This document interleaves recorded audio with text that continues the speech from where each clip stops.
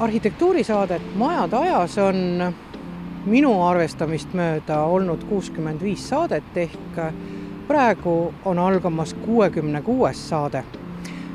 Ja me oleme jõudnud EKA juurde. Minu selja taga on objekt, mis seostub otseselt EKA arhitektuuritudengite tööga.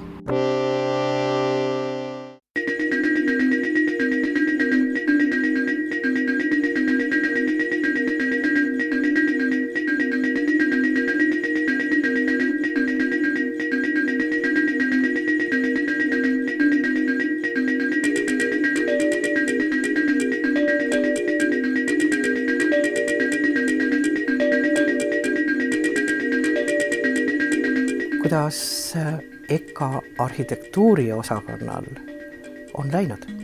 EKA arhitektuuriosakonnal on läinud väga hästi ja põnevalt, eriti sellel aastal, sest lõpuks oleme jõudnud oma koju nii-öelda tagasi, kolinud jälle kokku kõikide teaduskondadega ja see on muidugi võrratu ja muidugi on võrratu see maja, kus me oleme, sest siin põimub nii ajalugu kui ka kaasaegne arhitektuur ja mis eriti rõõmsaks teeb meid, et selle hoone arhitektid, autorid on meie enda kooli vilistlased ja ka meie õppejõud. See, et siin koos ollakse nii sisearhitektid kui arhitektid, disainerid, kõik see loob tegelikult ju hoopis teise, peenelt öeldes, sünergia. Nii on. See atmosfäär toetab igasugust koostööd ja selles katlas saab, ütleme siis, keeta väga erinevaid toite, teadmata, mis see toit lõpuks valmis saades, kuidas ta maitseb või kuidas ta välja näeb.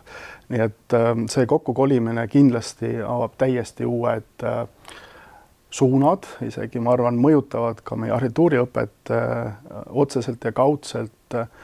Me käime mööda maja ringi, me näeme, kuidas saviga ümber käiakse, kuidas klaasiga ümber käiakse, kuidas metalliga ümber käiakse või kuidas sünnib mood või kuidas teoritiseeritakse arhitektuuri ja ruumi üle või kuidas me räägime vanade hoonete restaureerimisest, konserveerimisest. Nii et see, et see informatsioon on täna jälle koondunud ühte kokku, on ääretult oluline meie ruumikultuuri jaoks. Aga kuidas arhitektuuriõpe on aegadega muutunud Erki alguspäevadelt praeguseni? No kui minna päris aegade algusse, siis see ajalugu ulatub meie jaoks 80 aastat tagasi, millal alustati siis põneva nimega, ehk siis see oli sisekujunduse, aia ja pargikujunduse erialaga, kui ma loodan, ma nüüd ei eksinud. Ja ühel hetkel siis 1950 peale sõda siis tehti otsus, et arhitektuuriõpe avatakse siis tollases siis Erkis, mis hakkaski 1950. aastast seda nime kandma. Ja sellest ajast peale siis kuni tänaseni on siis arhitektiõpet siis tänases Kunstiakadeemias siis antud. Ja hiljem siis vahepealse arhitektuuriõppe avamine katkestas siis sisekujunduse ja pargi ja aiakujunduse eriala ning avati uuesti siis 58. aastal siis juba sisearhitektuuri erialana.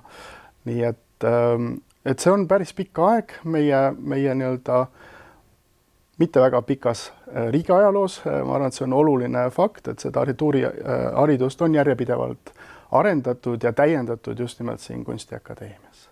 Kui eelmises meie saates peategelane oli Aleksandr Vladovski, kes oma diplomi sai arhitekt-kunstnik, siis kas EKA-st tulevad ka arhitekt-kunstnikud?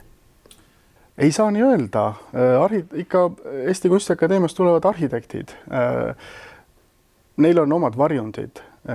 Selles mõttes, kes on ühte või teise poole kaldu, kes huvitab rohkem ütleme siis sellistest loomingustest poolest või kes huvitab tehnilistest poolest, kes digitaalsest maailmast, kes üritab sünergiat luua just nimelt vabade kunstide kaudu. Nii et arhitekt on ikkagi eraldiseisev distsipliin ja aeg olles ta kaldub kord ühele poole, kord teisele poole ja selles mõttes on õigus, mis muutused parasjagu ühiskonnas on, eks arhitekt reageerib nendele muutustele ühiskonnas.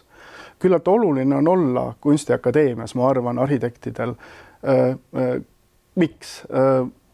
Olles koos kas või näiteks kujutava kunstiga või ka nii-öelda ruumi üle teoretiseerijatega, me tajume kõige ennem seda, mis on ühiskonnas õhus, mis on oluline või mis hakkab sündima 5, 10, 20, 30 aasta pärast, sest arhitektil peab olema see oskus tajuda seda, mis tulevikus saama hakkab, et oma liigutusi tehes aidata seda ühiskonda mingis suunas siis edasi arendada.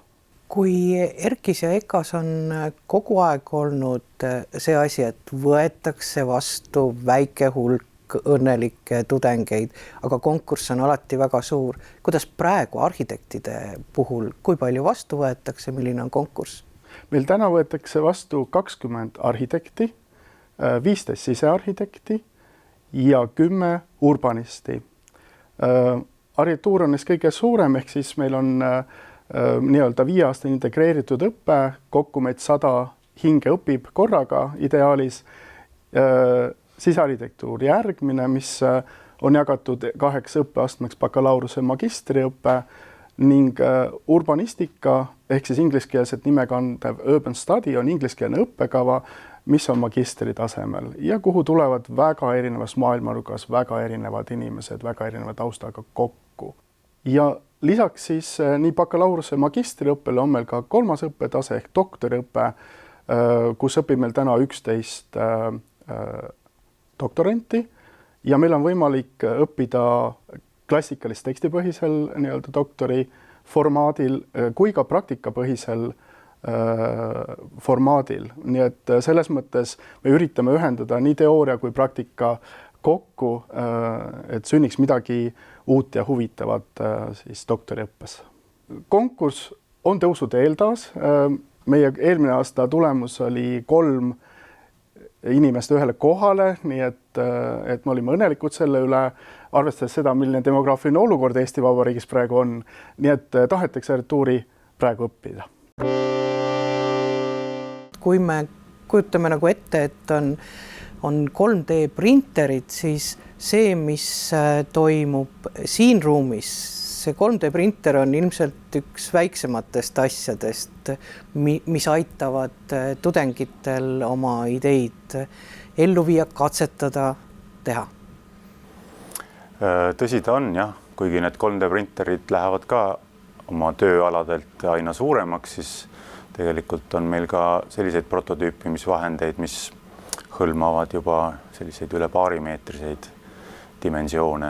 Et näiteks see Taamal paistev koostöörobot Taanimaalt ja ka see laserlõikur, mis on üsna tihedas kasutuses, mis tegelikult siis suudab erinevaid plaatmaterjale vastavalt arvutijoonistele vormistada. Mis see koostöörobot teeb? See koostöörobot võib-olla kirjeldab kõige paremini seda 3DL-i olemust, et me algselt juba 2005. aastal tekitasime selle labori selleks, et selliseid eksperimentaalsemaid suundi uurida ja siis, kui need suunad on läbi uuritud, siis neid ka õppetöös ja uurimisprojektides rakendada. Koostööprojekti alalt ütleksin nii, et see robot on olnud paaril suvel juba rakenduses rahvusvahelise saviprintimise, 3D printimise workshopis, mida me oleme siis keraamika osakonnaga koostöös teinud. Meil on siin muid plaane ka, võib-olla neid kõike ette ära ei saa rääkida, aga iseenesest on siis see seadeldis selline, et ta lõppeb nii-öelda selle flantsiga, mis seal lõpus on, et sinna see tööriist tuleb ise leiutada ja valmis ehitada. Ja see on siis üsna kõikide erialade tudengitele avatud koht, mitte ainult arhitektid. See on tõsi, jah. Ütleme, et me alustasime seda juba tegelikult juba Pikal tänaval olles, et kõigepealt siis selle laserlõikuri puhul, et kõik, kes olid ülemajalise koolituse läbinud, need said ka siis sellele masinale ligi ja siiamaani on see nii. Ja see on rakendunud ka 3D printerile. Nii et kõik, kellel on oskused ja nad pälvivad meie usalduse, siis nad saavad siia nendele masinatele ligi ja saavad oma projekte teha.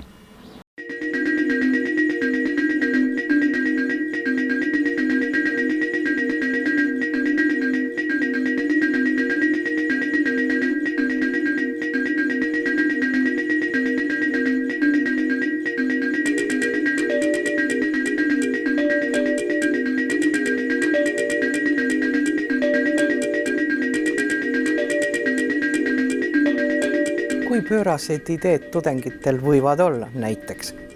No ma arvan, et sellel võib-olla otsest piiri ei saa nagu ette öelda, et nad ikkagi suudavad alati meid üllatada ja eks teiselt poolt õppejõud neid suunavad ka sinna poole, et nad ikkagi natukene värskemalt ja uudsemalt neid maailma probleeme lahendaksid. Kummal on raskem selle tehnikaga toime tulla, kas staažikatel õppejõududel või nutikatel tudengitel? Kuidas kunagi, ütleme, et üldjuhul suur osa õppejõudest muidugi nii tihti siia ei sattu oma projekte tegema ja need õppejõud, kes siin nii-öelda juhendavad, neil on kogemused olemas, aga tudengid suudavad alati meid üllatada ja kas või selle 3D printeriga eelmisel aastal, kui me rakendasime seda juba esimese kursuse projektide juures, siis mina, kes ma olen juba üle 10 aasta 3D printimisega tegelenud, olin üllatunud, kui julgelt nad sellele masinale lähenesid ja sisuliselt nad printisid õhku ja need maketid jäid püsima ja olid päris huvitavad. Kui öeldakse virtuaalreaalsus, siis tegelikult inimene mõtleb kõigepealt mingi meelelahutuse peale, aga siin EKAs arhitektide õppe juures, mida see virtuaalreaalsus teeb? See annab tegelikult võimaluse siis kavandada ruumi kasutaja enda vaatepunktist, et mitte seda kavandada tingimata plaanis või lõikes mingisugusest sellisest jumalikust vaatepunktist, vaid sellest samast vaatepunktist, kuhu see kasutaja hiljem, kui see ruum on valmis ehitatud, ka paigutub.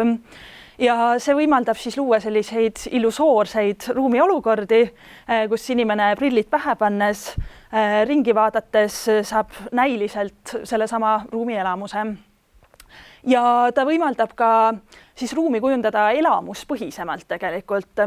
Et näiteks on võimalik läbi proovida erinevaid interaktiivseid tehnikaid, mida võib-olla on oma peas arhitektil raske ette kujutada ja mida on ka paberil võib-olla keeruline esitada, et kuidas kas või valguspäeva lõikes ruumis muutub ja kuidas sellised dünaamilised atmosfääri aspektid ruumi mõjutavad. Et kõike seda on võimalik virtuaalreaalsuses simuleerida. Üks selline nii-öelda käe lahti tegemise harjutus, mida me oleme teinud, on tegelikult lausa selline virtuaalreaalsuse joonistamine, kus tudengid teevad ruumist 3D foto ja selle nelinurkse pinnalaatuse visandavad lihtsalt oma vaba käega üle ja kui siis see uuesti arvutisse võtta, siis on võimalik prillides ka oma visandeid virtuaalreaalsuses vaadata. Et me nooremate tudengitega alustamegi tegelikult sellistest manuaalsetest harjutustest, mis ei nõua isegi erilisi tehnilisi lisateadmisi ja mida on võimalik ka lihtsalt oma nutitelefoni nagu ümber paigutada, nii et ta ei nõua ka sellist kalli tehnika olemasolu. Et see on jah, üks viis, kuidas teemasse sisse elada. Aga teine selline nii-öelda vaheetapp, mis võib-olla eelneb sellele, kui tudeng hakkab ise virtuaalreaalsuses oma disainiprotsessi üles ehitama, on ka lihtsalt tutvuda näiteks Google Earthi rakenduses siis selle kavandatava hoone naabruskonnaga virtuaalreaalsuskeskkonnas. Et täiesti nagu on olemas sellised rakendused, kus ongi siis võimalik nagu nende olemasolevas VR-baasis leida endale vajalik ruumitükk ja sellega tutvuda selle peale sellesse kohta kohale siis minemata. Kas selline virtuaalreaalne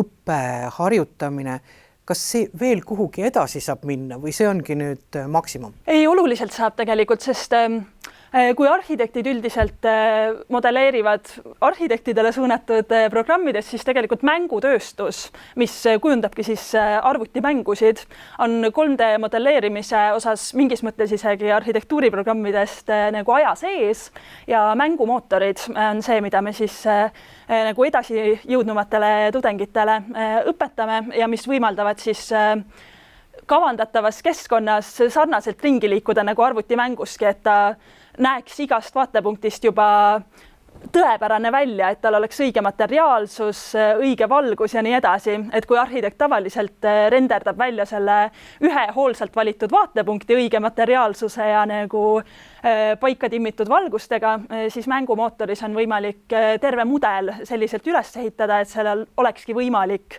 justkui sellises realistlikus ruumis ringi kõndida. Et see on üks selline põhisuund, mis on ka väga kiirelt arenev ja kus on vaja ka endal pidevalt juurde õppida, et sellega nagu teemas püsida. Ja teine huvitav aspekt on võib-olla see, et ka Kunstiakadeemial sellest aastast alates laborid ei ole nii tugevalt osakondadega seotud nagu eelnevalt, vaid teenindavad tegelikult kogu maja. Ja ka minul on hästi huvitav olnud just nagu kaardistada erinevate osakondade huvisid ja vajadusi ja ma usun ka, et arhitektuuritudengitele on huvitav näha, mida näiteks hoopis moekunsti või tekstiilitudengid siin teevad ja saada nagu lisaideid just selle osas, et kuidas ja oma disainiprotsessi mingisuguseid uusi aspekte läbi virtuaalreaalsuse sisse tuua. Teema, millele me käesoleval õppeaastal keskendume, äsja oli sel teemal ka workshop ja juba on uueks semestriks uue workshopi planeerimine. See on siis ruumielamuse analüüsimine virtuaalreaalsuskeskkonnas. Ja me oleme selleks seni kasutanud erinevaid biomeetrilisi sensoreid, mis on võimalik siis sellele inimesele külge panna, kes prillid peas ruumi virtuaalreaalsuses kogeb. Et me oleme kasutanud nii naha galvaanilise reaktsiooni kui südamerütmi kui ka elektroentsefalograafia sensoreid, mis annavad siis infot selle kohta, kui aktiivne või passiivne inimene teatud hetkel on või kui positiivne või negatiivne ta teatud hetkel on. Ja see võimaldab meil teha siis järeldusi selle kohta, kuidas üks või teine ruumiline stiimul inimesele mõju avaldab ja seal on võimalik ka minna üle selle piiri, mida me võib-olla tavaruumis teha saame ja testidagi mingisuguseid võimatuid ruumiolukordi, mida ongi võimalik luua ainult virtuaalreaalsuskeskkonnas, et kas inimese enesetunnet siis näiteks stimuleerida või just manipuleerida. Et näiteks kui inimene tunneb ennast seal positiivselt ja aktiivselt, ta tunneb ennast justkui vaimustatult, siis meil on võimalik kas püüda teda nagu just maha rahustada, kas näiteks värvi või valguse või mingisuguste ruumi aspektide muutmisega või just nagu veel üles kruttida neid emotsioone. Et see on selline mingis mõttes postteaduslik lähenemine, kus me püüamegi andmeliselt defineerida elamuse erinevaid aspekte ja viia neid kokku siis erinevate ruumi parameetritega, et mõista, mis seaduspärad neil omavahel on ja kuidas siis oleks võimalik ruumi elamuspõhisemalt ja võib-olla nagu täpsemalt kujundada. Seal on tugev ühisosa nagu neuroloogia arengutega, mis on jõudnud iseenesest sinnamaale, et meil on olemas nagu tarbijaseadmed, mida me saame ka kasutada ilma neuroloogiliste eriteadmisteta.